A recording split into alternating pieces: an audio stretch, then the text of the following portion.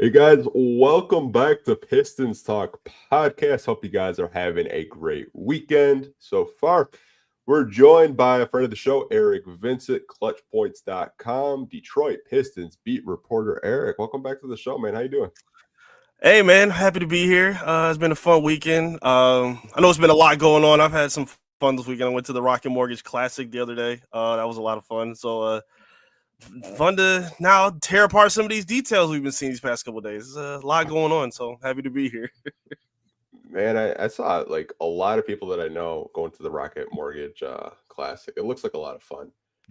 Yeah. Okay, just making sure there's no trades before. I got a Twitter notification. I'm like, you know what? Let me talk about this Beasley stuff before we kind of just like do the rest of the podcast. But I think that's why a lot of people probably are here, why they want to listen to us kind of talk. So we got information.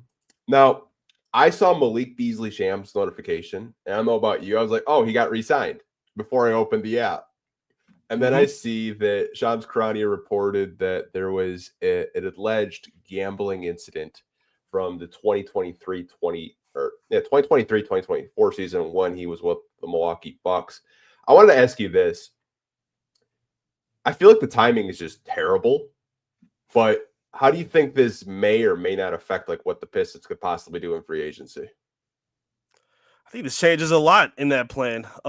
Trajan said after the draft, when we were discussing Chaz Lanier, who I'm sure we'll talk about in a little bit, he said that free agency didn't play a big, deal in his mind when making these kind of decisions. I don't know how much I trust that, just because I feel like there's still a hand-in-hand like transactions and timing with off seasons.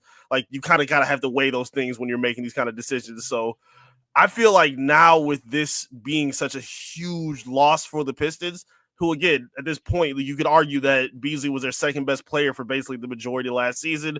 And now that he's out of here and he was one of the biggest priorities in this offseason, this kind of changes how you look at the board a little bit, because it's one thing to say we're going to still plan on internal growth and, hoping for our young guys to take that next step. Like, that's cool. You said the same thing last season, and then you had the plan of bringing in the veterans to help them do that. And that was still basically the plan that he had in mind based on how things were being created in his vision. But looking at it now, I feel like that changes a lot because, again, Beasley gave so much to the city as a shooter, as a guy that embraced the Detroit culture, as a leader for the young guys. Like, he took on all the responsibilities, all the changes from being a starter to coming off the bench. Like, he had to adjust to a lot with the team.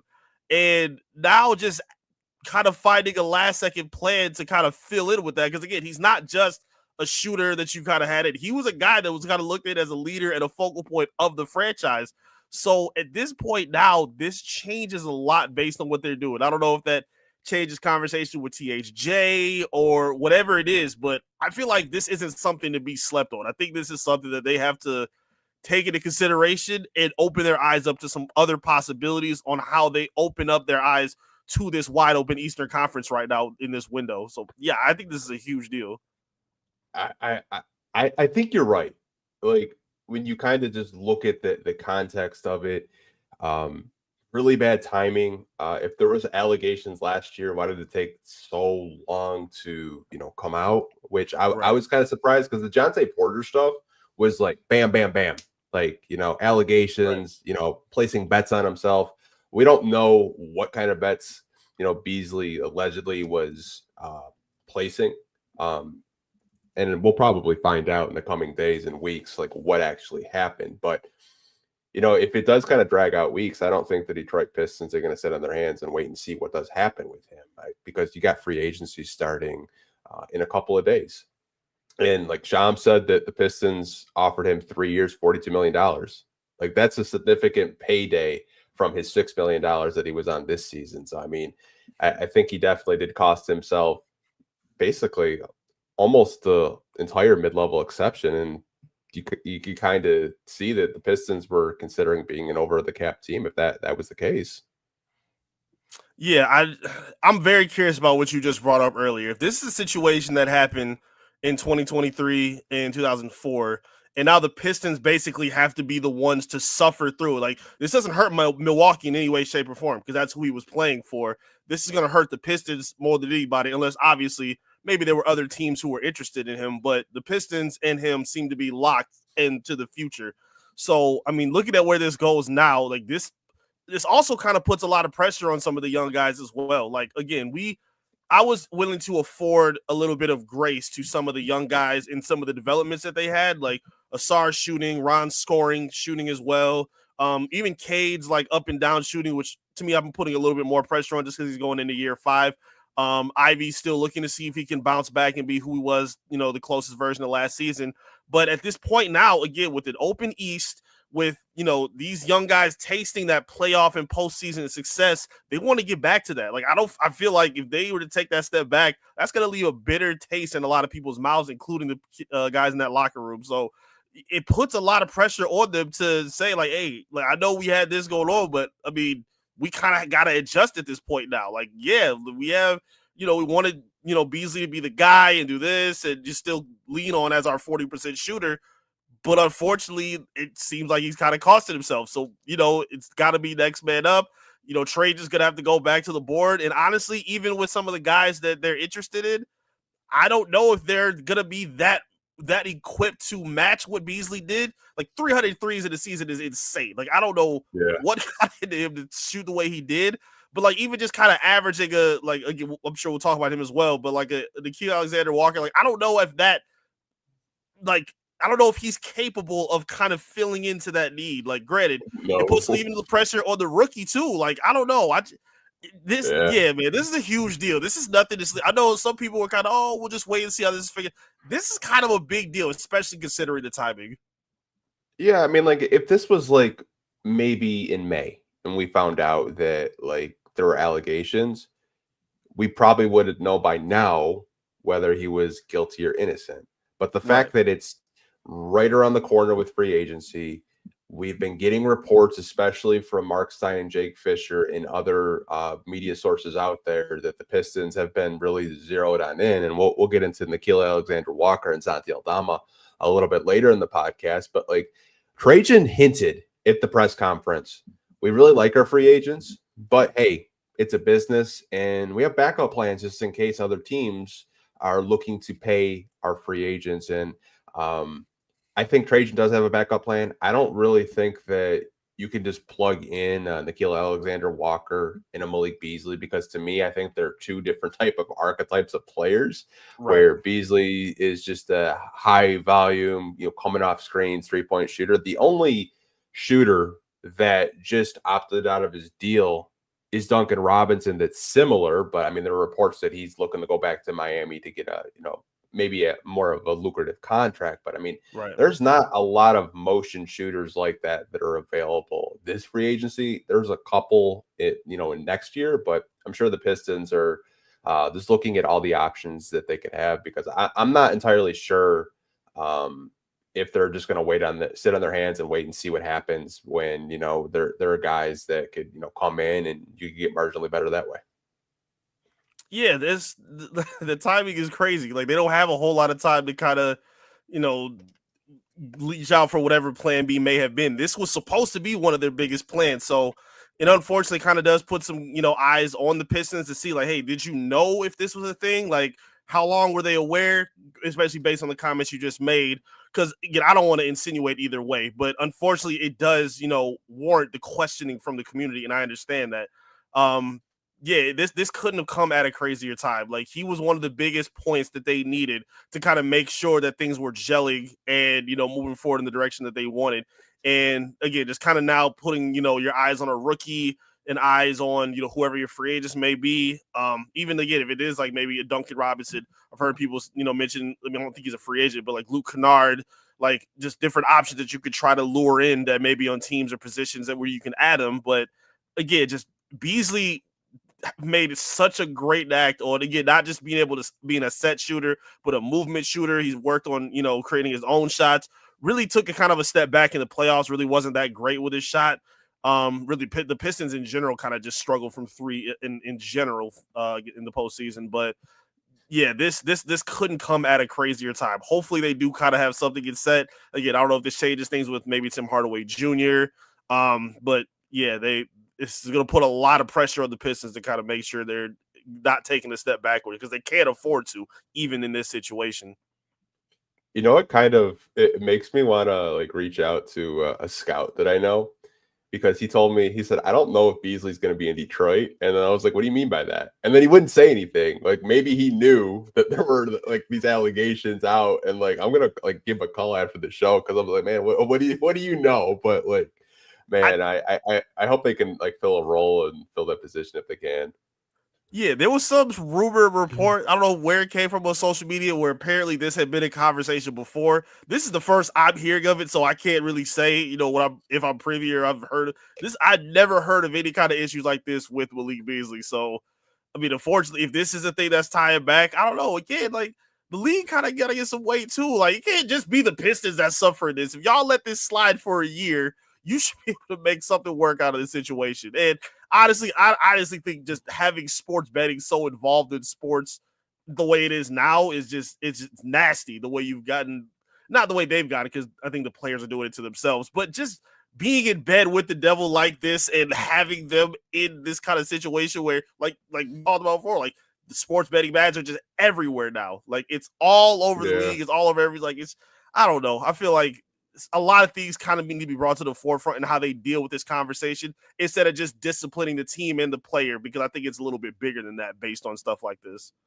I mean, the gambling ads are everywhere. I mean, like little games on your phone have DraftKings or FanDuel ads. And right. Matty Fresh actually brings up a point, and someone had actually direct messages to me about a burner account. Said that there were tweets back from January, some burner account on Twitter saying that this would happen. And he had like the Jonte Porter, Terry Rozier, which obviously he wasn't like guilty on that part. Hopefully it's more of a Terry Rozier type of thing for him, because I would hate to see him get punished like a Jonte Porter and never be able to play basketball again, because I think, placing bets on yourself and like missing on purpose is absolutely diabolical by Jonte Porter. We don't know if Beasley did that. We just know it's providence. Right. But I mean, the fact that there are burner accounts out there that linked him to it is kind of like eye-opening. Like, what the hell's going on? Right. It's weird, man. It's really weird. Yeah. Well, again, we don't know anything yet. Nothing has been confirmed. We don't know the timeline of the investigation. I think maybe like 24 or 48 hours, I think I saw on Sham's Twitter, but yeah, it's all kind of in the air right now. Like, I've never seen these stories come out and it turn out in favor of the player. Whether it's in the NFL, NBA, I just haven't seen any players come out on top in these kind of situations. So this is a huge deal in terms of the landscape of sports. I mean, it happened with J-Mo and the Lions. Like, he was playing some bets, but like it's a shame though, because I think you're right. The league does have to do something, with the gambling, whether that's something in the new CBA or, players union or whatever. But I mean, it's kind of crazy to think about. I did want to kind of get your thoughts on the NBA draft and the Detroit Pistons and their selection of Chaz Lanier out of Tennessee. Was this the player that you were kind of looking at, or are you surprised that they took him in the second round? No, I love the pick. Proctor from Duke, he was the guy I wanted. He was the one I was interested in. I mean, kind of a similar mold as a shooter and a wing player. But no, I love this move. I think this is a fantastic get for the Pistons.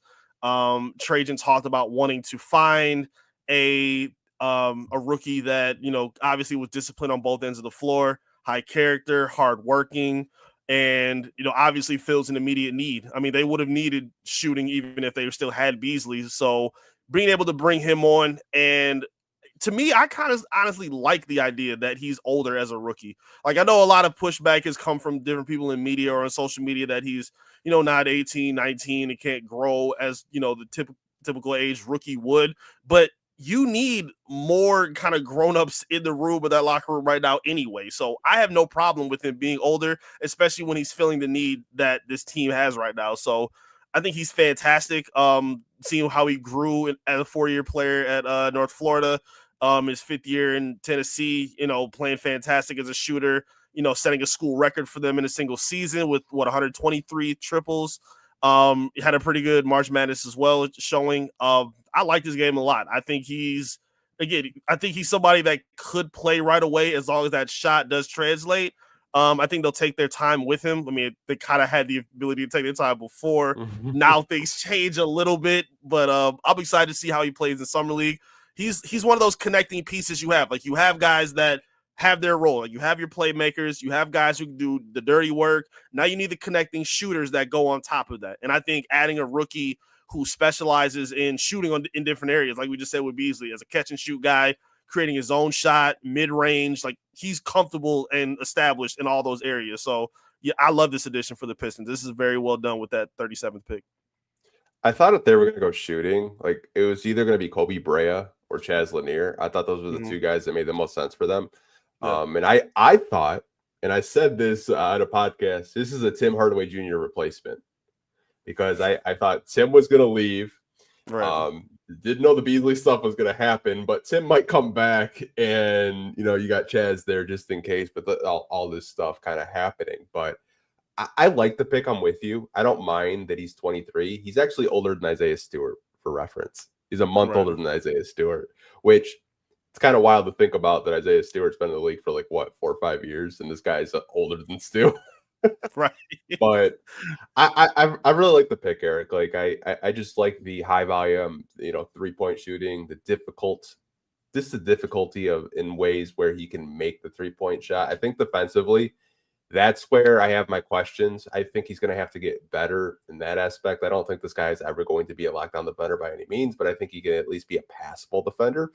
And it's funny when you kind of look at his NBA comp, it's Malik Beasley. Oh, this is gonna haunt them bad. This is that's so terrible. But I get it. But I 100% see what they mean. The high volume, the diversity in his shooting flow. I mean, it all makes sense. Someone even said that his jump shot reminded them of John Barry. So I went back and watched some John Barry highlights. I'm like, it's a little bit with the release. I can kind of see it, but I don't know. Barry was a little more smooth with it, I thought. Yeah, I know. Stevie J said he was surprised that we passed on Renault. So was I, because I thought Maxine was going in the first round. And then he slipped to, I believe, the Kings, which I was really surprised he slipped that far. Maybe there's something we don't know about Maxine. Who knows? Maybe it's the defense that people had some pushback on. But I think Summer League's going to be very entertaining. They have a lot of athleticism on that team, with Ron and Bobby going to be confirmed, and Chaz. And then we have undrafted free agents that we're going to talk about in the next segment. But I think a lot of Pistons fans are going to fall in love with this kid. He's just a really hardworking kid. And just the way he can get his shot off so fast, like the release point is so quick. And I think that's the one thing that I fell in love with him, just kind of watching just the pre-draft evaluations. I know me and you actually talked about it last month about him as well. Mm-hmm.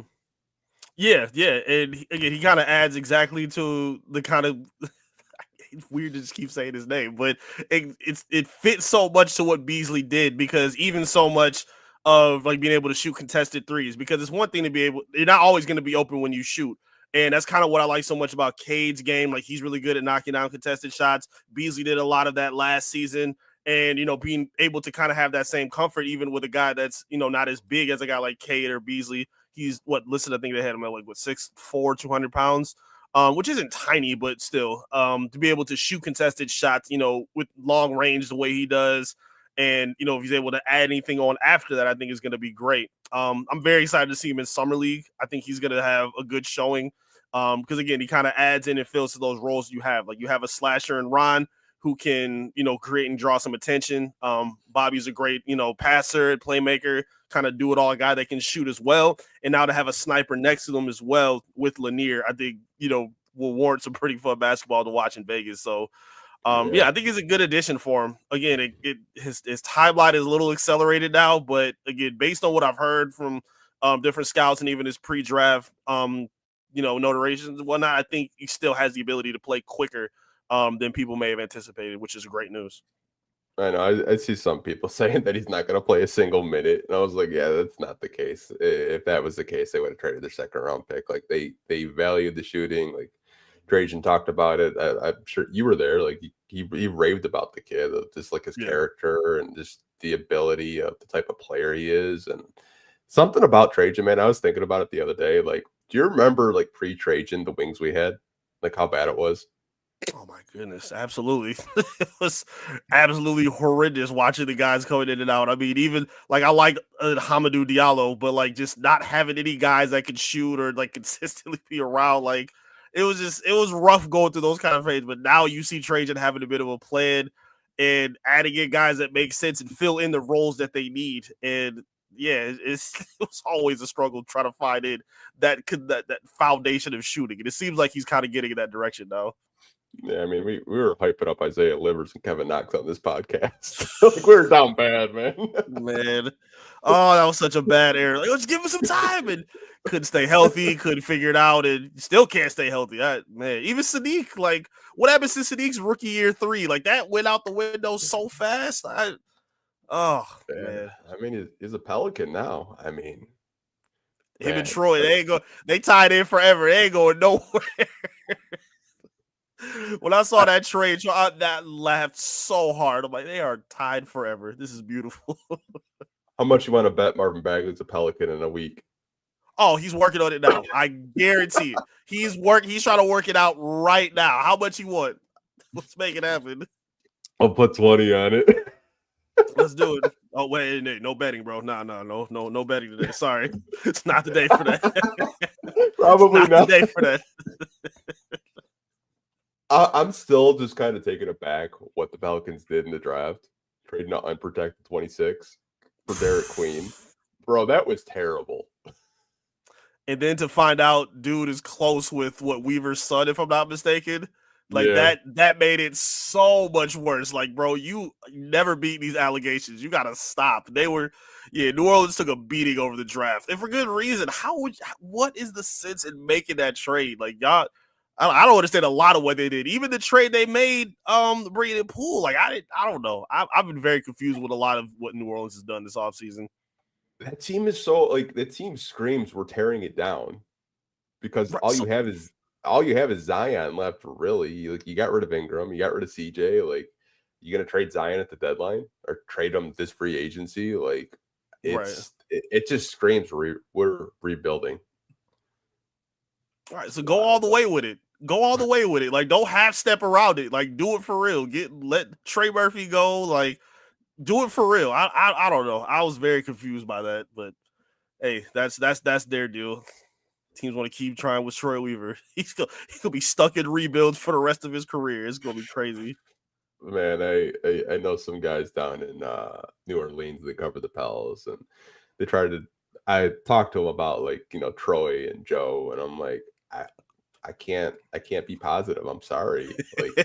Like Joe, I could kind of like shed some light of like, maybe there's a pathway. Like Troy, I'm like, I'm not 100% sure what he's going to do because he didn't have full reign here. And if he has full reign in New Orleans, I'm interested, but maybe it's just going to be the Pelicans are like the Pistons where, draft night is their Super Bowl and then you don't hear from them again until the draft. Who knows, man? It's kind of crazy. I know we touched on Summer League with Chaz. Trajan was really busy in the undrafted free agency market, and I think he picked up some pretty solid guys. So there are 3 guys that he picked up. There's a guy Ziegler, who was Chaz Lanier's backcourt mate in Tennessee, who's kind of undersized, but defensively, I think some fans, if they're sickos like me, they'll probably fall in love with the defense, like Clamp God. Like he's a really good defender.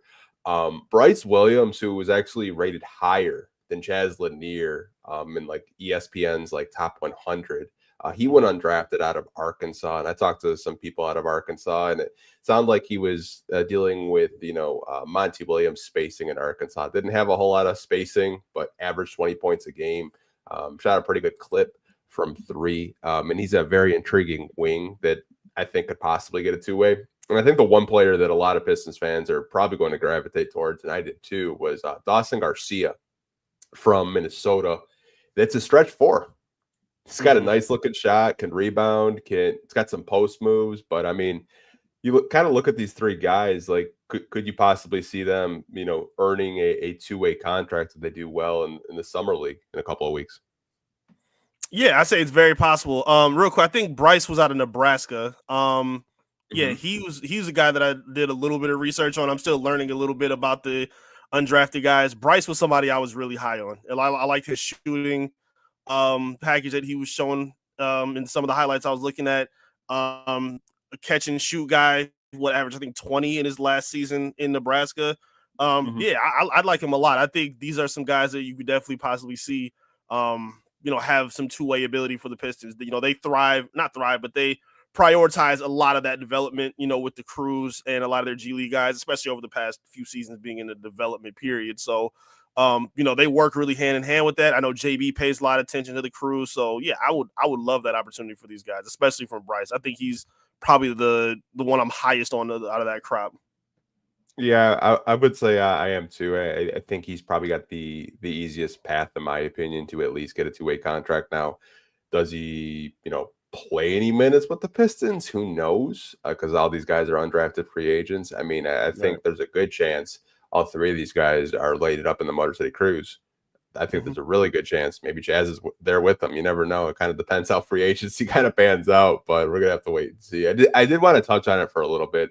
I did Mm-hmm. see that they were picked up, and I was kind of shocked that Bryce didn't actually get drafted because I was looking like he was ranked one spot above Chaz Lanier in kind Mm-hmm. of just like the rankings, and then he goes undrafted. So it'll be interesting to see. A lot of we have Arkansas fans were telling me like, yeah, like he's got spacing in Detroit, he'll cook. He didn't have spacing in Arkansas at all. It was like he said they were playing like two non-shooting bigs and the lane was clogged. I was like, oh, interesting. So we're gonna have to Mm-hmm. wait and see.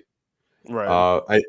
I know there was a press conference with Trajan. I think it was, I don't even know if they called it like a pre-draft press conference. It was, but Yeah. one of the questions was, kind of not pushing all the chips on the table. What did you kind of make of that comment by him, and what do you think he meant by it? Yeah, I'm okay with it. I think it was the right thing to say. There was definitely a lot of pushback from some fans, some other media, but I think this is kind of what they should be leaning on right now. Again, knowing that your young foundational players kind of all took some sort of step forward within their development last season is a great sign. Like I feel like Cade, who still has some room to grow, I mean, turning into an all NBA player. Ivy taking a huge step in his shooting and reliable scoring as a number two guy and sometimes as a number one. I think that was a thumbs up for them.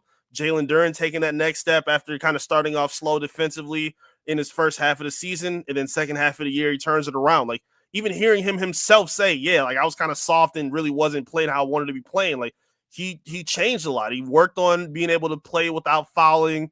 Worked on his playmaking. Like that was all a great development for him. Asar, staying a stable defender, showing his impact off ball or on ball offensively, like that was huge for them. And obviously, Beef Stew kind of concluding as well with the young core as one of the better defenders in the entire NBA.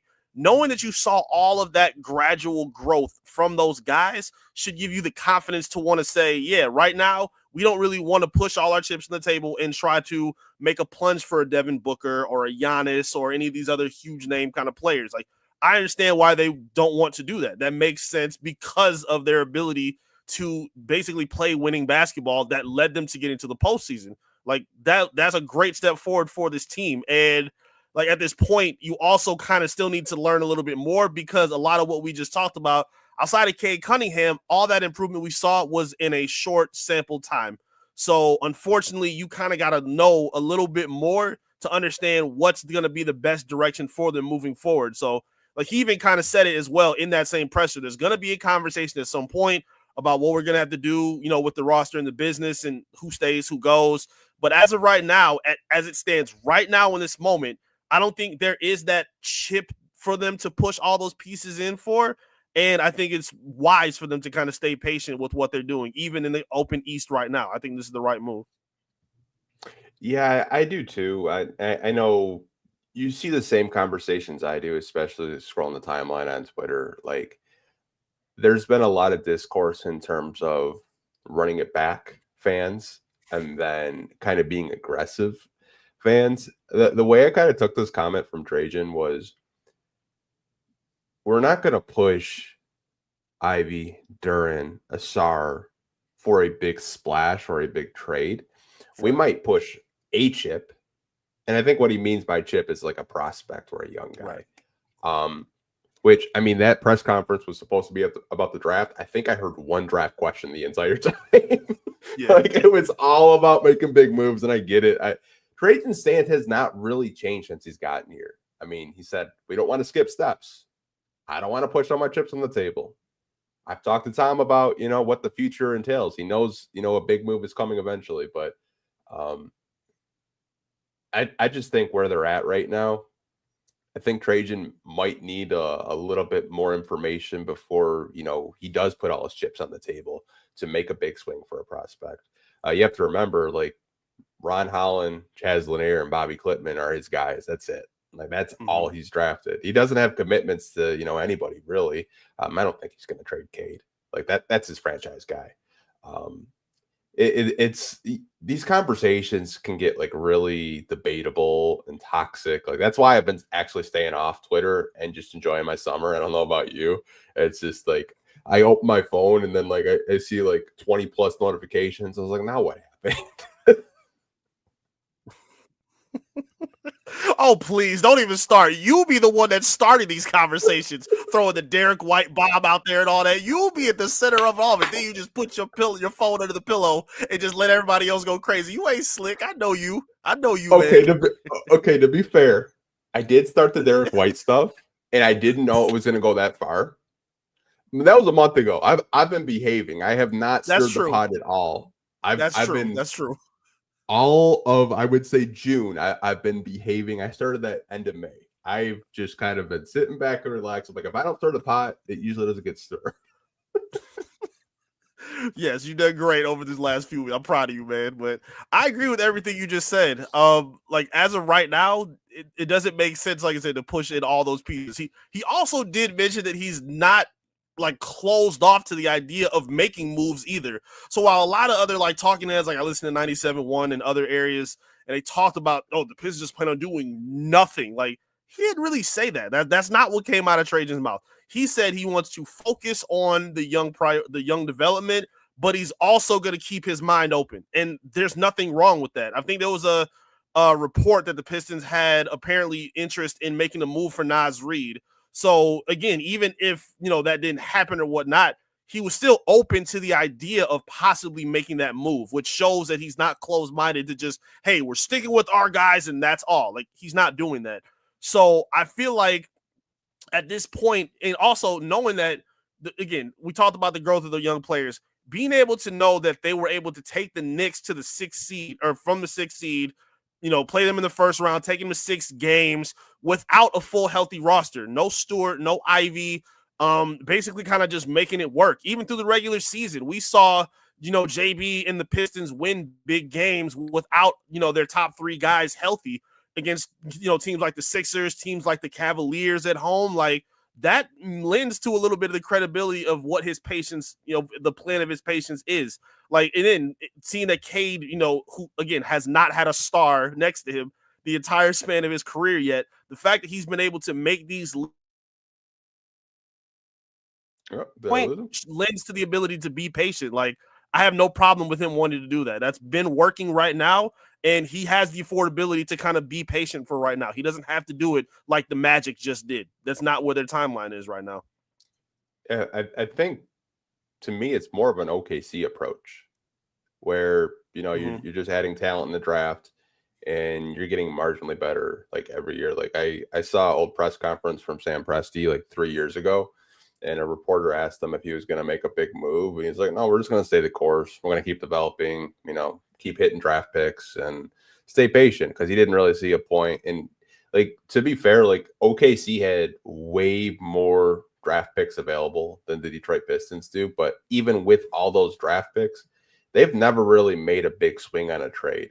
I mean, they've added like free agents like a Hartenstein. They traded for Alex Caruso, which was a highway robbery from the Chicago Bulls, if you ask me. I mean, Josh Giddey's a good player. He's about to get paid. But I mean, kind of the OKC approach, I think, is what the Pistons want to do is just, be patient, keep building, keep growing with your young guys. And it's funny. We talk about stirring the pot. You actually stirred the pot with the Jalen Williams, Jaden Ivey stuff. Me? Yeah. I saw it. I saw it a couple days ago. Shout out to Deuce and King. Those are my guys. Yeah, they had a little conversation about it, and I had to echo a little bit. Yeah. But even in that conversation, like, okay, great. Yes, there's some people who don't think that, Ivy can become that. That's their opinion. Cool. I'm okay with that. I feel like there's just a wild undervaluing that's happening in these kind of discussions. For example, like, let's put it in perspective. None of us are like Jalen Green fans, right? Even considering that, he just helped them land Kevin Durant. Let's keep that in mind. He helped them land Kevin Durant to pursue for a title. If we're going to go for, okay, let's make a splash, let's make a move, is Derek White really the name that y'all are thinking of to, like, make it worth this splash? Is that the first splash y'all really want to go for? To me, the name has to make sense. It can't just be a guy that's better. He can't just, like, granted, yes, Derek White's better than Ivy now, but you shouldn't just be looking for that. You should be looking for a guy that can lift you to, like, the ECF title. Is Derek White in the trade for Jaden Ivey going to get you to that kind of moment? Like, are you confident to say that? I'm not. Like, I don't think he's that kind of player. So I just feel like, again, it's not about who's going to keep or what not. I'm fine with all the discussion. It's who, like the retaliation with, like, is it crazy to think that Ivy couldn't possibly have the same impact as Jalen Williams for this team? I don't think that's a crazy take. And people blew some of those conversations out of proportion. Like, again, some of the names at least have to make sense in the comparisons or the exchanges. And if you're talking about guys like Derek White to make a move for in exchange for an Ivy, then you're going to lose me, because I just feel like you can do a little bit better than that. Yeah, as of right now, I would say Derek White is a better basketball player, but it doesn't mean Jaden Ivey can't get to that level. And I think that's where people I think a big thing with debates, and I know we're going off topic, but I really don't care. I think a big thing when you bring up trades, I think people just look at it as a face value, and the player can't get any better. They're like, right, yeah, Ivy he's a 17-point per game, shooting guard, and he can't get up to possibly 20, 22, and his defense isn't going to get it better. Like, Ivy is who he is.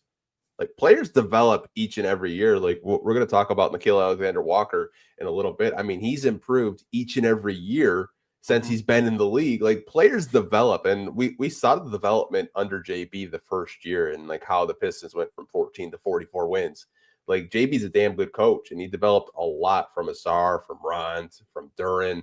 Like, I just kind of, it just makes me wonder when people look at these trades and these proposals and these trade machines, like, their thought process on it. I think sometimes I just get tunnel vision in the whole thing. Yeah, it just drives me crazy. Again, I'm not saying that you got to be sold on any of these guys. Again, like, everybody can't go in this process. Like, it's probably going to have to be some tough conversations. Trading's going to maybe have to shuffle some pieces around. That's just the nature of the league.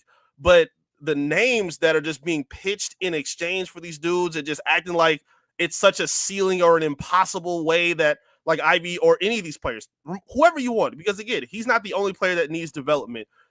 To talk and act like these guys can't make improvements in their careers and they're just going to stuck capping who they are at 23, 24 years old is just not reality. Like, that's the reason why I was okay with, bringing in Lanier, who's 23, 24 years old. We saw Tobias Harris in his 13th, 14th season play the best defense of his career as a stretch four, like, in his 30s. So it's not crazy to believe, even like Malik Beasley, like, making the improvements as a volume shooter and being relied on as a number 2, number 3 scorer for this team.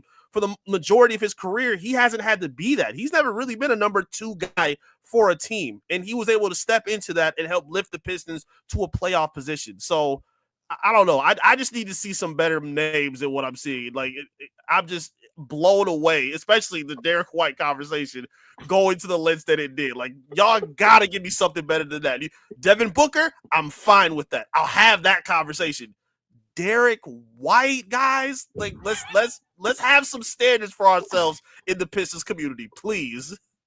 Yeah, I get it. It's kind of my fault, but hey, man, I didn't know Bleacher Report listened to the podcast, man. I'm flattered. I'm really Oh, you got flattered a that Bleacher Report for that?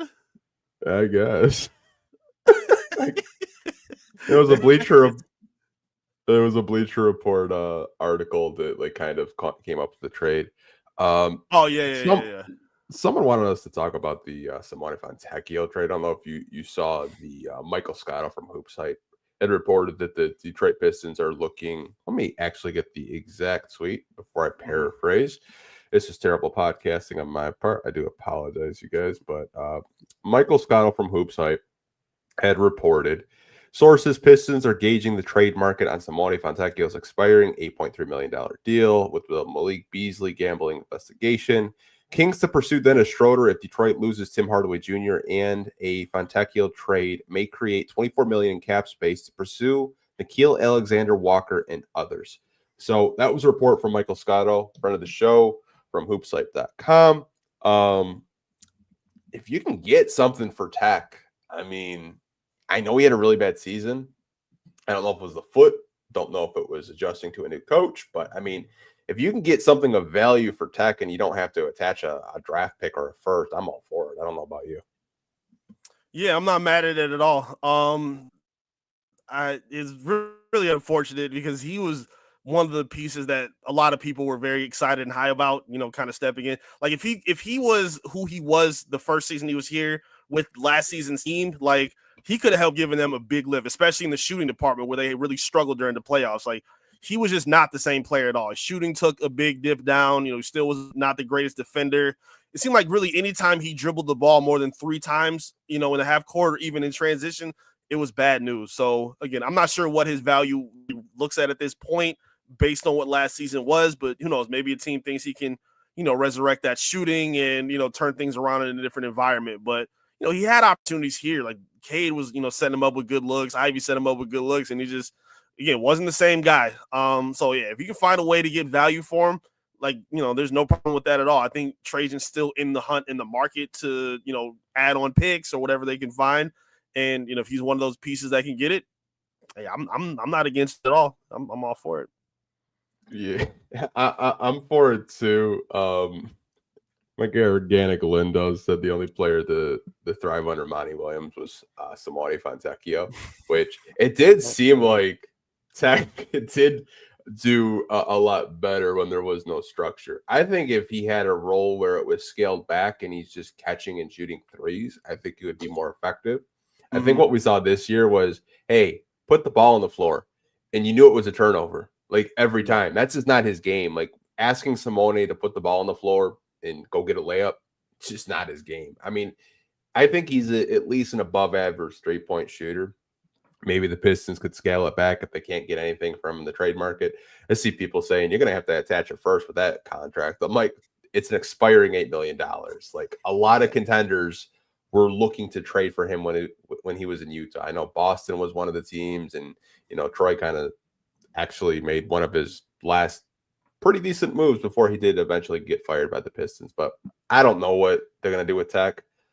Playing him as a backup power forward with Tobias, I thought was just a disaster. But the Pistons really didn't have any other resources, and they weren't going to put Stu at backup power forward because Stu's like, I'm a center, man. I don't want to be shooting threes. He's like, I want to bang down low in the post. Like and I think that's better for Stewart, honestly, because I think we saw defensively, kind of his best basketball of his young career so far. Yeah, and I think that's some of the beauty of what we're seeing out of JB Biggerstaff. He's labeling and understanding what guys are good at and best at, and he's finding a way to maximize that. So, I mean, even back to the season before with Monty, where they were determined to, unlock Stu as a stretch four. I mean, Troy even said that during Summer League in a presser, if I'm not mistaken, and like that just didn't happen. Again, I didn't care about the numbers at all in terms of what Stu was shooting. Like he didn't have the ability to command a defense to change. Like they weren't crashing out to stop Stu or stop Stu and contest his shot. Like he didn't command that at all in his shooting. So that's also another step of a sign of a good shooter. Like you have to be able to bend and make a defense, play off balance, create your own looks. He wasn't able to do any of that. And, I still think there could be a place maybe for that for Tech. Like maybe I don't know, maybe Denver needs just another spot up shooter that they could just find with, Jokic to, command his attention. Maybe that's all he needs to do. Because, every time he had to try to lead a break or just dribble up the floor, like, it was just bad news. He was tripping or flipping the ball out of bounds or missing a shot. Like, it was just bad. I don't know what he thought he needed to do with that, because like you said, it was based on a lack of structure with Monty, but that's all he wanted to play with when he was under JB, and it just wasn't there. So who knows, maybe he finds it somewhere else, or maybe takes the step somehow, but it's a bad look right now. It's not even a JB or a Monty thing. It's the Pistons trying to, turn role players into 3-level scorers. Like they try to do it all the time. Like I remember when Sadiq was just the corner 3 specialist. Dwayne Casey's like, we're gonna make you into a 3-level scorer, and it's like it was just a disaster every time he tried to put the ball on the floor because you knew it was gonna be a turnover of just a low percentage shot. It's like Tech is just a good 3-point sniper. Coming off motion or screens, like use him in that way. Like don't try to make him put the ball on the floor and make him uncomfortable. Like you got to play to your player strengths, I always say. But hey, man, I don't even know. It's crazy. You go all day. You can Bojan did the same thing. I remember when Marcus Morris was here, people were saying, "Oh, he can be a 3-level guy." No, he's not that. That's just not who he is. But hopefully this could be the end of it. Hopefully we can just line up the responsibilities for these players instead of trying to make everybody, into T-Mac and Paul George. Like, just not gonna happen. Yeah, Devon said all Tech had to do was what Tolliver did. Literally. That's all you had to do. That's all it. They needed. Yes. It's all you had to do. Shout out to, I think Bojan actually did retire today. I saw on his Instagram. So Bojan retired. Pulling out for Bojan. Yeah, those Cavs looked like absolute gas by the time he was like in his second year in Detroit. I was like, yeah, that man's gonna retire soon. For sure. Didn't do shit for the Knicks I don't even think he played for the Brooklyn Nets, and he was still collecting the check. So respect. I definitely don't remember seeing him play with the Nets at all. I don't think I think he was injured the whole year, but he was still collecting like $20 million. So like, there you go. Killer was playing more than Bojan at this point. Thank you for your time, Bojan. We appreciate you, big dog. For sure. There was another question I did want to ask you about Trajan's press conference, and it was like kind of the aggressiveness this summer. And I know we touched on it earlier about like the Pistons probably won't be aggressive because they're still kind of looking to see who possibly could be that number 2 option, and the lack of cap space that they don't really have. Do you think that's the right approach for the Pistons right now this summer? It was. It was just about just a few hours ago. But at this point now, like, to me, this is how I look at it. It's one thing to be aggressive and it's one thing to be open. Open means you're willing to take the phone calls and listen to ideas of other people. You're not the one drawing up the ideas and, fishing it out and around and selling it. They may have to be in a position where they throw out a couple ideas and just say, hey, what do you think? Like, that's kind of where I think now. Do I think they should be a little more aggressive than they were planning to be maybe a few days ago or a week ago? Yeah, I think some things may need to change a little bit. Again, they have to make sense. Like, I'm not saying just crash out on anybody, but yeah, there should be some different plans and some different names on their drawing board at this point. Like, again, Beasley potentially are now at this point kind of not being available for this team moving forward.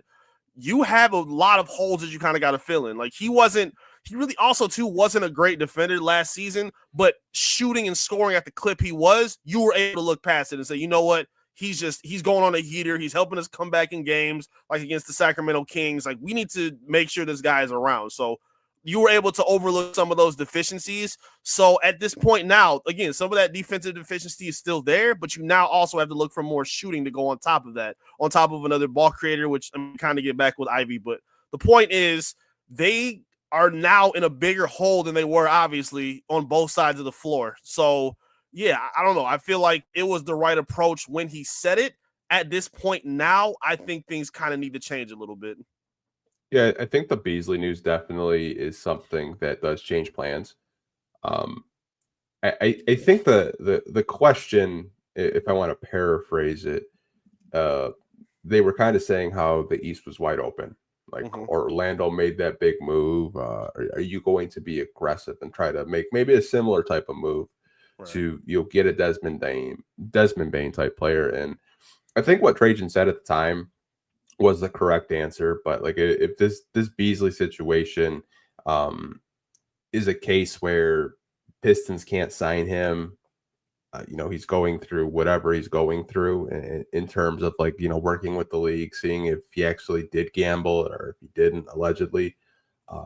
They're probably going to have to move on because, free agency is in 2 days. Yep. They're not going to wait for like a court case and appeal and all that stuff. They're going to want to sign guys now. I think they will be a little bit aggressive, but not the type of aggressive that I think fans want, like in the chat right now. Yeah. I think they'll be aggressive in terms of making maybe minor upgrades to the roster. Nothing where like we're grabbing our phone and we're looking at a Shams notification.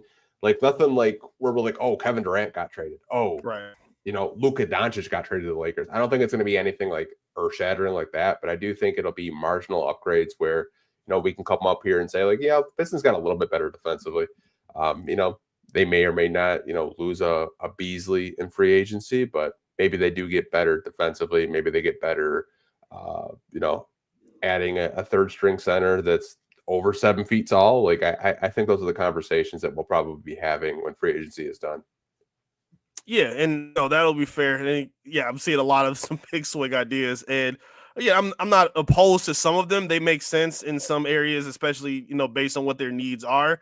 I'm just he's done a good job of kind of being open to all ideas at this point. Like he wants, obviously the first priority is the team, into where it needs to be, and I feel like he's going to. I still think he was, like you said, kind of improve on those margins, looking at those 6 through 10, rotational pieces and how you can find elevation with some names that we'll get into in just a moment. But again, I wouldn't rule out, maybe something big if something comes out. Again, to be aggressive and to plan it out and to, you don't want to put yourself in a position where you're getting finessed by anybody else. I don't think they would do that. But you kind of got to fish around and see like what maybe some other teams are feeling. We were just talking about New Orleans. It's got to be, some kind of pieces or some teams that may be willing to, pull the trigger on, some different pieces to start a rebuild. Because there's a lot of teams that are kind of, in that, purgatory type area right now where they're maybe not good enough to be here, but not bad enough to be, where they want to be in terms of a rebuild. So maybe you sacrifice to take a look at some of those pieces. So I don't know. I feel like he kind of has to maybe be a little more open-minded than he was before. But again, I don't think that's going to be in a situation where he's cashing in all the chips to make it happen. Yeah, I think so too. I think fans, they just want like acceleration. They want like the Zion names, the Zach LaVines. Like they want the big fish, and I get it because it's fun and it's like very 2K-ish. Which I could go like build a Pistons super team and they could be champions in a year, but that's not real life. It's just not like it's fun to simulate and like see what you can get. But I mean, I think Trajan's approach has been pretty damn consistent though. Like he said, I'm not gonna push all my chips on the table. We're gonna build this the right way. I think they want long-term success. If you ask me, because I think there's a window where you could actually have a 2 to 3 year window and you push all your chips on the table and maybe you have a chance to win a championship, which should be the goal. But I think what the organization has learned, and I think Tom Gores really got scarred from the Blake Griffin deal, because look how long it took for him to rebuild from scratch and ground zero and get to the point where you have young assets and you have your draft picks back. I think just from an organizational standpoint, I think the Pistons just want to have long-term success. And if they see an opportunity or a window to get a player that they think that can maximize this team with Cade Cunningham and Jaden Ivey and all those other guys, I think they'll do it. But I think for right now, we see guys like Santi Aldama, Nickeil Alexander-Walker, Karis LeVert. Like those are like what? C+, B minus guys at the end of the day? Yes. Nothing crazy. Yeah, those are guys that are going to change life for you. And like, I love that you just brought that up too, because I saw a tweet from, shout out to Czar. I love Czar. Because I brought up the same thing. Because a lot of people are saying, oh, well, we're just going to sit still. We're not going to make a splash. And we're likely not going to be one of those, Shams headline moves. And that's okay, because you don't want to force yourself in a situation like the Blake Griffin trade where, you know, Czar pushed back a little bit saying like, hey, he helped us get here. You know, he was one of the best players we ever had. I agree with all that. It's not even about Blake Griffin himself. It's how long it took for them to kind of rebuild and what the reward was for bringing him in. Like, yeah, that playoff appearance, not even the appearance, but the fact they were able to get to the playoff based on the back of his work was cool. But I mean, getting swept off, him being unhealthy, you know, just basically the turnaround, and then having to rely on the rebuilds. People don't talk about this point a lot. The luck that came with it, like you got to be lucky to get that 2021 pick, number one. Like we saw a lot of other teams just try to tank off, and they were drafting 7, 8, 9, and 10 in this past draft. So it's a lot of things that kind of go with it, you know, in order to kind of have that rebuild. So that plunge may look sexy, you know, on the headlines and on social media, but down the line in a couple years, if you're not warranting the rewards that you're looking for, it's going to come back to bite you. And that's what happened with Blake Griffin, and that's what happens with a lot of other teams as well. Yeah, I'll just say Blake Griffin had some of his best ball of his career. His knee just could not stay healthy, and that's not his fault. I mean, he dove for a loose ball, and it just, you know, he tore his meniscus. You know, the Blake ball was fine, and when they were healthy, they were actually one of the better teams in the Eastern Conference, but it kind of blew up in the Pistons' face. And that's why I think when, you know, media members ask, like, are you going to be aggressive this season? I think it kind of just looms in the back of Tom Gore's mind, like how damn long it took to actually build a competent team with young assets. And you have a franchise player that's not 30 years old. He's 23. Yep. Like, I think a lot of teams in the NBA would love a Cade Cunningham, because I think he's going to be in conversations of, you know, top 10 player MVP conversations next year, because I think he's that dude. I'm sure you feel the same way about Cade as well. Absolutely. Like, it's not easy being able to find those kind of guys. Like, I hate the term now because it's so rare, but they're generational guys to have that you can build your guys around and help elevate the floor of other people around you. And Cade has done that in exponential fashion. I mean, people can complain about his deficiencies of turnovers and the threes and whatnot.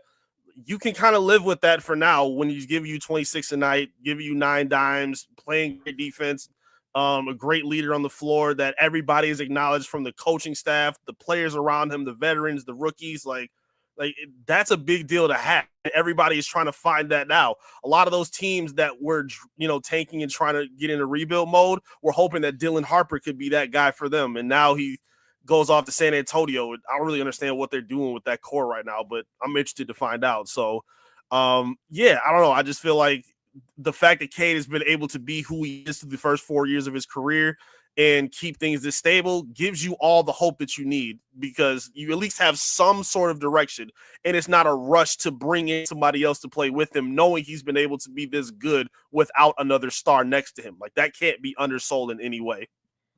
No, it shouldn't. And that's just my take on it. I may be completely wrong, in my opinion may be wrong, but when I listened to that press conference, it just kind of sounded like him and Tom have been talking about like what the plan is long term. And I think Trajan obviously has like a mapped out plan of like what he wants to do on a year-to-year basis. And it obviously changes with, you know, kind of the news that happened today, or maybe, you know, a superstar does become available. But I think over the next couple of years, it'll be really interesting to see like what the Pistons do and how they maximize all these young guys on the roster. I did want to touch on the Dennis Schroder stuff. So I do want to play a video for people that haven't seen it. But Detroit. Let's see if I can restart it. So Dennis Schroder was on his Twitch, and this is what he had to say when someone was asking him about if he wanted to come back to play for the Pistons. Yeah, I want to stay in Detroit for sure. But Detroit ain't waiting. Detroit ain't waiting for me. I can tell you that much. Detroit ain't waiting for me. Very interesting to say when, you know, free agency is a week away. But would you kind of take away from Dennis Schroder saying that he wants to come back, but Detroit isn't waiting for him? I'm not mad at it, to be honest with you, from either side. I mean, it's cool that he wants to come back. We're now seeing free agents kind of look at Detroit as a destination, which I think is kind of undersold as well, because people look at Detroit as a graveyard place. I think we're now seeing like that kind of turn with these kind of names wanting to be here. But I understand it. I mean, he wants maybe a bigger role or more money. And Trajan has kind of put his flag out, saying, hey, we would love to have everybody back, but we understand that's not the nature of the business. Like, he's talked about that, plenty enough this offseason, saying we want to have a backup plan. We understand that they may have better offers and deals. There's a lot of reporting that, Sacramento is very interested in him. Cool. Like, that makes sense. I feel like both sides are kind of entitled to feel how they're feeling at this point. Schroder became a priority because of Jaden Ivey's injury. I feel like if somebody else stepped up, like if Asar or Sasser, took a leap forward after his injury, maybe you don't have to bring in Schroder. But because they didn't make that point or make that leap, that's why you had to give him a call to kind of be that fill-in, at least for half the season. Would he be as valuable next season, assuming that Ivey is, still playing at the same level, or Asar takes the next step, or some of the other young guys are, maybe better than they were a year ago? Maybe at that point you don't need Schroder to be that guy. Like, there's a report, I think it was in Mark Stein's article, where he wrote that the Pistons are going to be banking on Ivey to kind of be that guy to run the second unit while, spending some time starting with Cade, but also filling in with the second unit like he was doing last season in staggered rotations. I'm fine with that. Like, he, to me, was doing just fine in that role. Having better shooters and more support around him will make that easier for him. And it wouldn't have a require to bring in a guy like Schroder, who was really good job of playmaking. A huge scorer for him, hit the huge 3 against the Knicks in game 2, was it? Or 3? I forgot which one it was. But yeah, he did a lot of great things. I'm not mad at him at all. I think he'll be respected and appreciated in the Pistons community for, the rest of our beings, but it's the nature of the business. He's got a better opportunity, and I'm not mad at the Pistons for kind of saying, hey, we're just going to roll with our guys. Best of luck to you. Yeah, it's a situation where, like, he says he wants to stay, but the context of that is, from the Mark Stein report, they're gauging that his full market is the full mid-level exception, which is $14.1 million. Right. Now, I said yesterday, I was like, either the Pistons will be a over the cap team or an under the cap team, depending on what they want to do with Beasley. Now, the Beasley situation could change their minds. But Mark Stein wrote again today that, Sacramento is really zeroing on in of giving him that full mid-level, and they want him to be not their backup point guard, Eric, their starting point guard next to Zach LaVine and company. Like, that's how wow. That's how they value Dennis Schroder in Sacramento right now. And, like, if Sacramento is going to give you the full MLE, you got to take it, because I don't think the Pistons are going to. I think the only pushback I would have on the Ivy thing is I like Ivy starting next to Cade. I wasn't in love with the idea of those two getting staggered and Ivy having to play those high, 35-minute games, where I'd be more open to maybe giving a veteran backup point guard like a good 10, 15 minutes a game, and kind of keep your starting backcourt fresh for the remainder of the regular season, because I just don't want Ivy just to get fatigued, during the season. Maybe he gets tired legs and the shot's not falling, or, he's missing defensive assignments because he's got to play anywhere from, 33, 34, 35, 36 minutes a night because you don't have a backup point guard, and you don't really trust Marcus Sasser in that role because he's not a backup point guard. It's just the whole situation where, maybe Tyus Jones actually decides to come to Detroit after he told him no. Who knows? Tyus Jones is what Bol is for this team. they're just continuously flirting around about their return and they come back here. So I agree with what you're saying, actually, in that point. I agree. I don't want to see, especially coming off an injury, Ivy having to be too leaned on in a role where, again, I think he did show some promise as a primary facilitator, but based on what you're saying, I totally understand that coming off of an injury, trying to have some stability and balance in their backcourt where you're not just leaning on those two young guys be playing 30 to 35 minutes each. And I mean, we obviously saw that with Cade alone. He looked like he was getting a little tired in the playoffs, even though he still played really well. There were just some moments and some gaps and some moments where, he was turning the ball over. His jump shot was looking kind of flat. Obviously, his 3-point percentage came down a lot after All-Star break. That was definitely a huge, shift in his game. So I definitely agree with you on that, actually. I think Tyus Jones could be a guy that would be, a suited position or a suited guy to come here. But yeah, if there are other teams that are looking at a guy like Schroder and wanted him to be a starter and, pay him as such, then, that's their mission. The Pistons need their backup, and they want to be able to pay him and treat him like a backup. So, yeah, maybe they just have, different visions on where they're going. And, that's cool. Schroder, I think, I don't know how he would. I don't want to say he wouldn't fit in Sacramento, but where they're going to go with him as their starter is the question. But hey, that's their deal, and I think that's what they got to figure out. Yeah, I'm with you. Like, if they want to have him as a starting point guard, like Dennis has to go to Sacramento and get that bag, and maybe we can get him at the deadline for a couple seconds when it doesn't work out. I don't know. Like, that's just kind of like his career, man. Like, I feel bad for the guy, but he played on 3 teams last year. That's a fact. Like, he's got the rainbow jersey effect for sure. I mean, I think he's played for, a quarter of the NBA teams. He's kind of like Ish Smith in a sense, where he's just like going from team to team to team. It's like, why can't this guy like just find a home? But I mean, Sacramento wants to do that. I mean, more power to them. West is really competitive. I don't know how I would feel of a backcourt of like a Dennis Schroder and a Zach LaVine as like, we're going to come out the West. I just don't see it. Yeah, I'm not sure I see the same way, but they go be tough for them to figure that out. Again, to go from De'Aaron Fox from Halliburton to now Dennis Schroder as their point guard for their future. I don't know what Sacramento's doing right now, but hey, it feels good to have some direction in your franchise. I mean, Kings are going to king. I mean, it's not our problem. It's theirs. Straight up.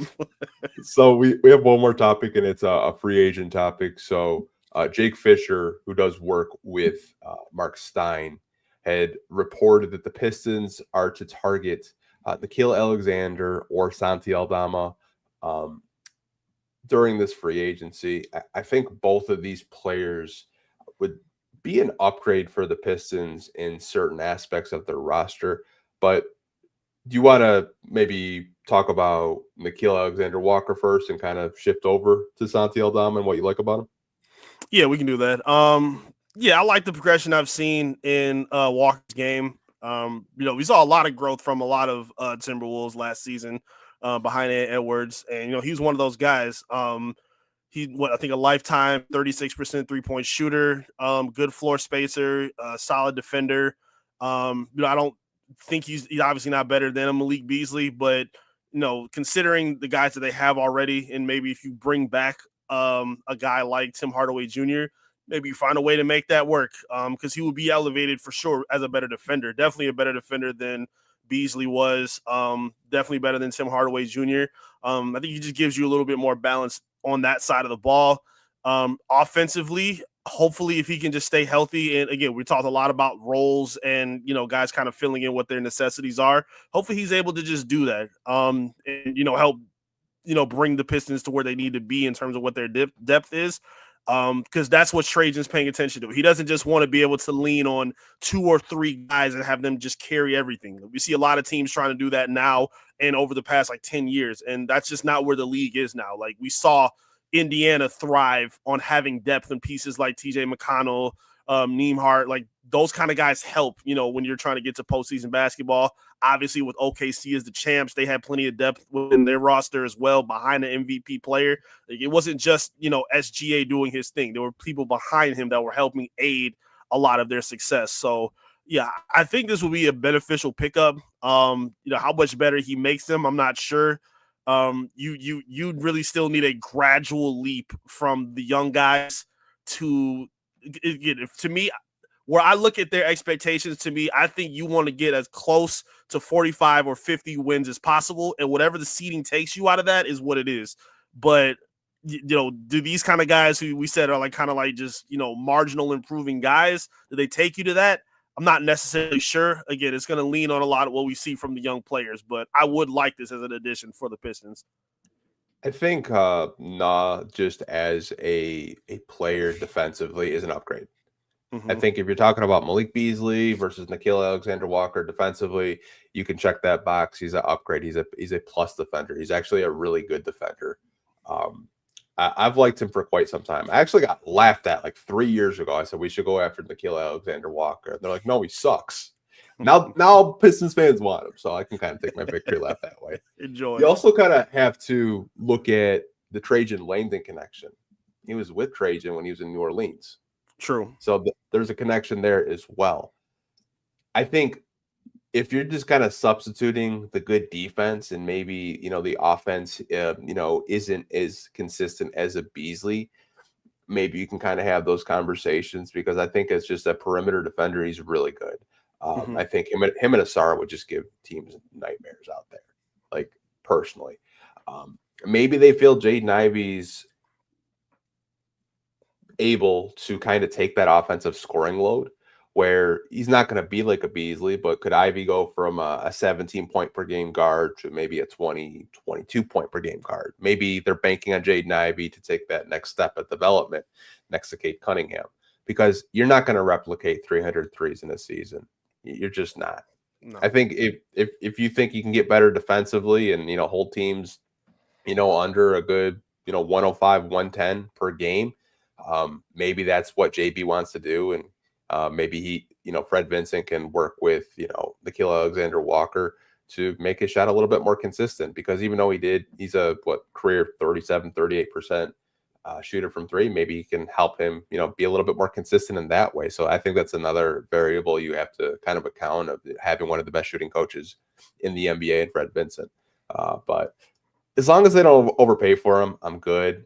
I've always liked him from afar, but I just don't really know what the market is. Who knows what Atlanta is prepared to offer him as well, because Mark Stein reported that Detroit and Atlanta are the two suitors for him, and they said that Detroit is making an extremely hard push to sign Nickeil Alexander-Walker like out the gate, like right after free agency starts at 6 o'clock. They expect Detroit to make a really aggressive offer for him. And that makes it even more interesting to me because I understand both of those teams wanting him. Based on what you just said too, how much they pay him, yeah, that's what I'm worried about and thinking about as well. Because while I like his game, I don't really look at him as a guy that you need around for the next 4 to 5 seasons. I don't know about that. I feel like he's a stopgap kind of player that kind of just fills in, kind of like we just saw with Tim Hardaway Jr. and Beasley. I think Beasley's shooting and veteran leadership and ties to the city made it a little easier to, extend an idea of what I think was a 3-year offer. I think they were going for him. I don't know if I love Naw being his nickname. I don't know if Naw warrants that in his game.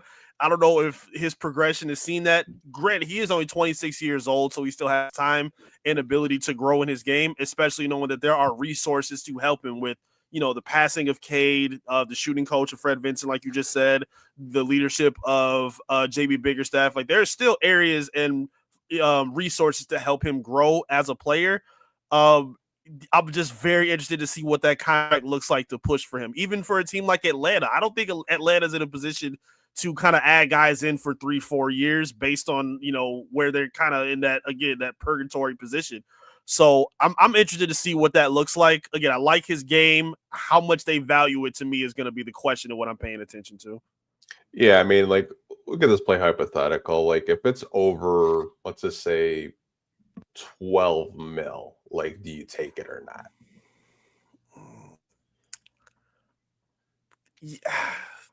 Yeah, that's a good question. I don't. Golly, maybe again. I don't know what for 3 years. Like, how many years are you including in this? Let's just say 3 years. Let's just say they 3 for 12. Similar contract to what they were giving Beasley for Bees. I don't know, man. Again, the defense is good, but I don't feel like the defense was one of their biggest problems, and you didn't get a whole lot of that out of Beasley and assistants. So again, unless he's, turning into a consistent 38 to 40% shooter, then I think that makes it worth it. But like the defense alone, I don't know if I'm willing to just kind of overlook that. We're going to have to see, a lot of consistency. Maybe, again, we know JB likes to prioritizes defense and turning that into transition buckets. So, if that's a part of his staple and it's helping the team, cool. But that has to be there pretty consistently to make it worth it, in my opinion, the way I see it. I'm just saying, because he made $4.2 and $4.3 million respectively his last 2 seasons with the Timberwolves. Right. I'd assume he'd want a little bit of a pay grade. Like, let's say it's anywhere from like 8 to 12. Like, are you going to give him a 2 to 3 year deal? I think my cutoff for him would be like around like 10 or 11. But I'm a cheap bastard.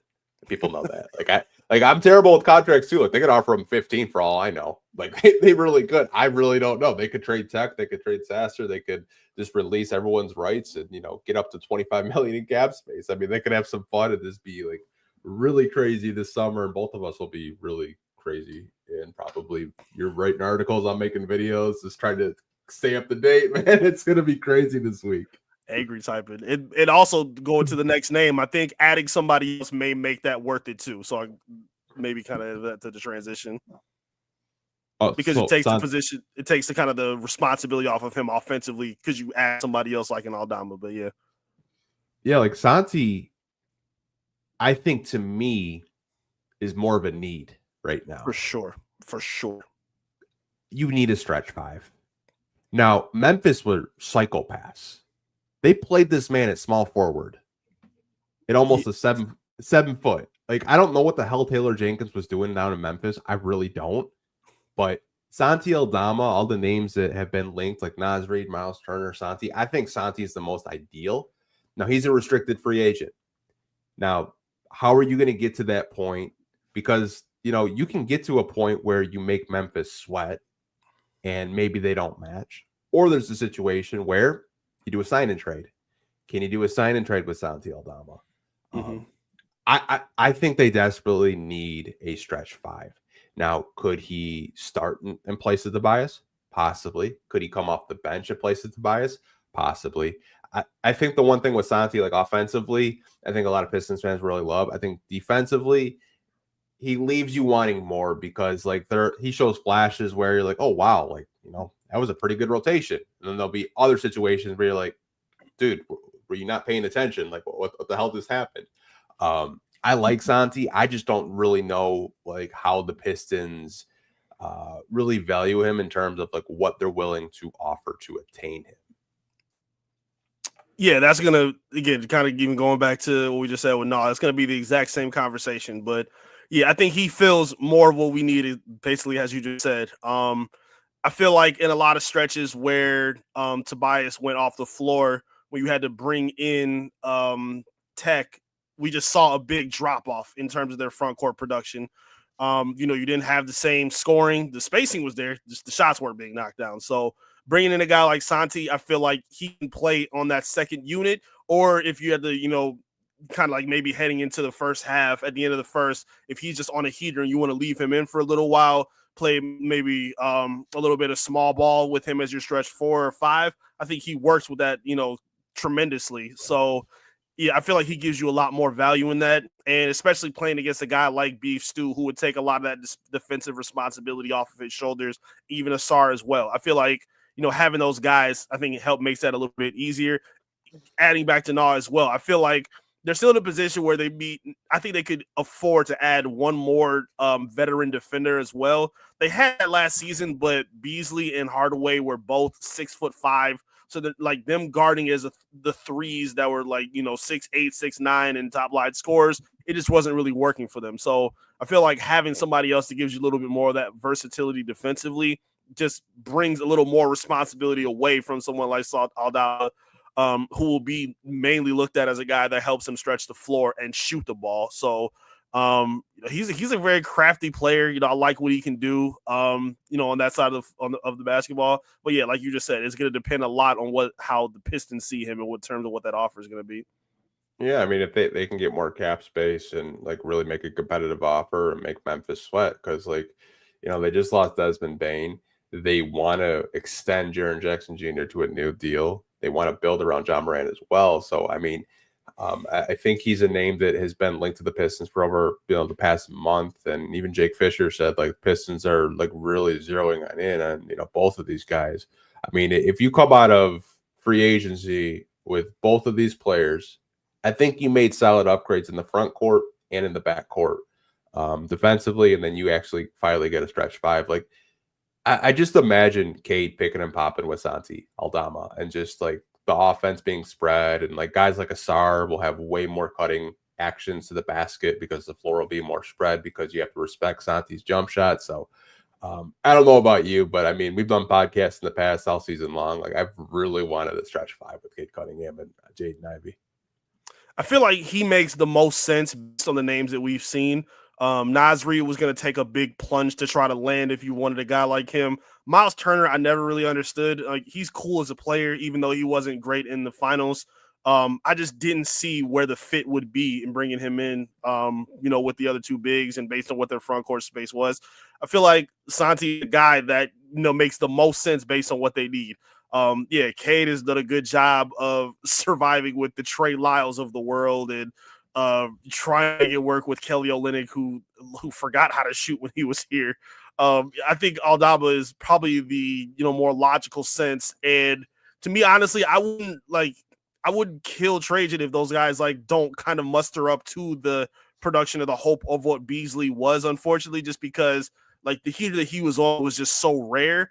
And this whole thing came out of nowhere the way that it did. So I don't want to look at them as, you guys couldn't like. I don't know. I just don't think that would be fair based on what their expectations would be, as they're coming in as role players, essentially. Like these aren't guys that are going to lift them to the second seed. And I don't think that's where they're looking for anyway. They just want to see what those gradual steps can look like with the young core, and do they fit and complement the young core? And I think that being the number one question, I think already has an answer based on how they play. And I think the answer is yes. I mean, sometimes less is more with these guys. I know a lot of fans want the A+ superstars. I mean, but we've seen in past like players that come here and get an opportunity. They sometimes have like their best years of their career. Like I was just looking, and this is completely wild. So Malik Beasley holds the all-time record for the Detroit Pistons 3-point makes. You know who cracked the top 10 this year? Who? Tim Hardaway Jr. in makes in a single season. No way. Yeah, I did not know that. Okay. It kind of shows you like the Pistons historically have not been a volume 3-point shooting team, and like THJ cracking the top 10. Excuse me, passing guys like Lindsey Hunter and stuff. I was like, man, that is wild to think about. But yeah, now maybe he has to come back to their. Yeah, maybe now he becomes a part of their future plan as well. Like he wasn't terrible or anything. Like he was very sufficient for what the Pistons needed. I think now becomes maybe possibly more of a priority just based on the situation, and especially knowing that. I mean, he's got that stat to his pleading case, and I think it would help. Again, it helps to have some veteran penmanship around, knowing that he's familiar with the guys and what they need. I think he would definitely be helpful, in this rotation with the Pistons still. So that's crazy. Where the top 10 was he? That number 10? Number 10 exactly. Yeah. Okay. And, you got like Chauncey, Blake Griffin, Sadiq Bey twice, which is kind of funny to think about. Like, yeah, the list is wild, man. This is like, wow. Oh my goodness. Pistons historically have not shot a lot of threes. You have time for like maybe one or two Q&A questions? Yeah, I got a little minute. Let's go. Okay, so we have a question about Bol. How do you feel about Bol on the Pistons? I should have said no. I should have walked out. Damn Bol. Oh my goodness. How do I feel about Bol? Man, you know what? Let's just do it. Let's just figure this thing out. I don't mind Bol. He's one of the greatest experiment, conversations in NBA history. I feel like we just really haven't seen whatever that projection was for him to be. But I feel like if you're going after Santi Aldama, you don't really need Bol. I feel like he's gonna fill in that role. Obviously Bol will be a better defender, but you need shooting way more off your bench than you do a player like Bol. So I cannot wait for him to be a done conversation in this community. I really can't. Did you see Bovada? They posted. I think NBA Central put it out. Like the Pistons have the best odds to sign Bobo. Oh, I did see that. Yeah, it was like what, them in New Orleans, I think. Them and I think the Lakers were in there. New Orleans was in there. Denver, who drafted him, was in there. It's like he's talented. It's just he moves like a baby giraffe. Right. Like that's the only way. Like the archetype being 7 foot, he could stretch the floor. Like if he was a little faster, I think there would be more appeal. Yeah. Yeah. It moves like Taco Fall, but skinnier. Like, nah, I'm good, man. You could do better than Bobo at this point. It was interesting before, at that point, but now I think we need to clear and just let go of Bobo. Yeah, Organic Lindo says your reaction to Bobo is how I feel when people try to crowbar Jake F and Laravia onto our roster. Oh no. Oh yeah, man. I have not actually seen comments from Organic Lindo in a while. He's actually one of my favorite OG subs, but now I gotta know why you don't like Jake Laravia. But I mean, that's another comment for another day. Good lord, man. You guys are funny. You guys are on one. Oh, I got one more toxic player to ask you about. Oh no. What do you think about Russell Westbrook? All right, see you later, man. Hey, this has been fun. I've had a blast. Hey, thank you guys for tuning in. This has been a fun time. No, we're not doing this. We're not doing this. No, absolutely not. I'm not giving you a breakdown. Just no to Russell Westbrook. Nah, son. Look at the past, however many teams he's been on, and that's your answer. Nah, I'm good. Yeah, I saw the Russell Westbrook stuff. I was like, yeah, man, I'm good. Like, I get it, man. I'm like, what? You're like, what do you want to go? Sound like a 40-year-old Chris Paul, like as your backup? Exactly. Like, I mean, come on. Like, I was on the Westbrook train when we were rebuilding, and him being a mentor for Jaden Ivey because they play similar. But I mean, like, we're in a stage where we're trying to get higher than a 6 seed. We're trying to get to, maybe 45, 50 wins in his season, which they could have won 50 games this year. And I think a lot of people forget about that. The ball bounced their way. But I mean, who knows what to do in the backup point guard market? I mean, like they could actually trade for one. I mean, like Lonzo Ball got traded for Isaac Okoro, which is such a random trade by Cleveland, but they are an apron team. But I mean, who knows what Trajan does? Maybe it's a Duke guy. Maybe it's not. I really don't know what they're going to do for a backup point guard. I don't think it's going to be someone like a Westbrook or them bringing in a Bobo. I just don't see it. I'd rather see stretch for or point forward minutes from Bobby Klintman over Russell Westbrook on this basketball team. Like, no, I'll take that gamble right now over bringing Russell Westbrook to this team. Absolutely not. No. Kurtella, I don't know what country you're in, but I don't think you saw the Beasley news. He just open Twitter. He just woke up. Shams Charania just tweeted the Beasley news. I want you to digest what he allegedly or did not do. And I kind of want to wait and see his reaction now. Yeah, that would honestly be hilarious. New York Knicks are picking up a $2 million option on. Oh, who cares, Shams? I don't care. I thought it was actually. I thought it was their head coach search where they were gonna. Man, they're so down bad on their head coach search. It's hilarious to see. Oh man, yeah, that's some interesting names come up, and I remember after the first round series where they were saying, "I don't care what happens, we gotta get Tibbs out of here," and they had no plan on who was gonna fill in. So, yeah, I don't know what the Knicks got going on right now, but they're in a ways right now as well. The only way I could describe the New York Knicks head coach situation is you break up with your girlfriend, and then you're looking at girls that are in relationships and seeing if they're interested. That's the only way. That's what they're trying to do. Yeah, Jason Kidd, no thanks. Who was the coach for the Rockets? No thanks. Like they tried to go and everyone's committed already. Like I got a ring. I'm good. I'm sorry. Leave me alone. Yeah, I mean, like honestly, it's kind of funny. that did not have a backup plan. I mean, like Mike Brown's probably going to be their coach or Taylor Jenkins or something. Like I don't even know, man. It's honestly kind of funny. Next topic, Thon Maker. You guys are hilarious. No, no, Mr. Cardio himself. No, man. I saw a video of him just getting in a fight in Australia like years ago. I was like, man, I've not seen Thon Maker in quite some time. What the hell was Thon Maker fighting for? What you fight for him? What? Why? Come on, Thon.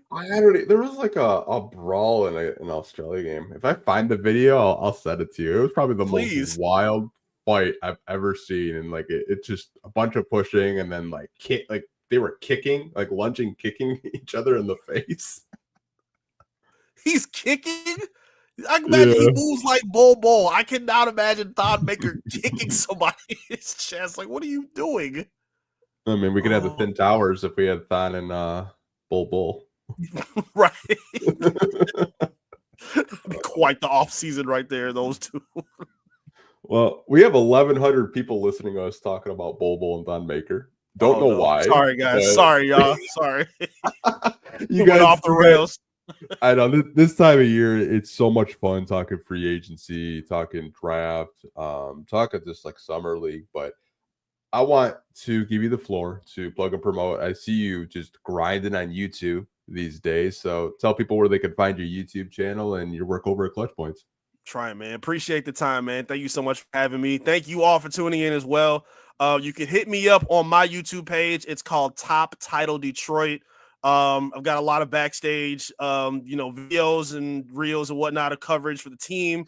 A lot of press conference information, videos, a lot of my feedback as well. You can reel in with me there. Again, it's Top Title Detroit. I would really appreciate that support. I think we're creeping up to like 400 subscribers. So trying to make my little baby steps up right now. Would really appreciate that from y'all. You can follow me on social media at I am Eric Vincent.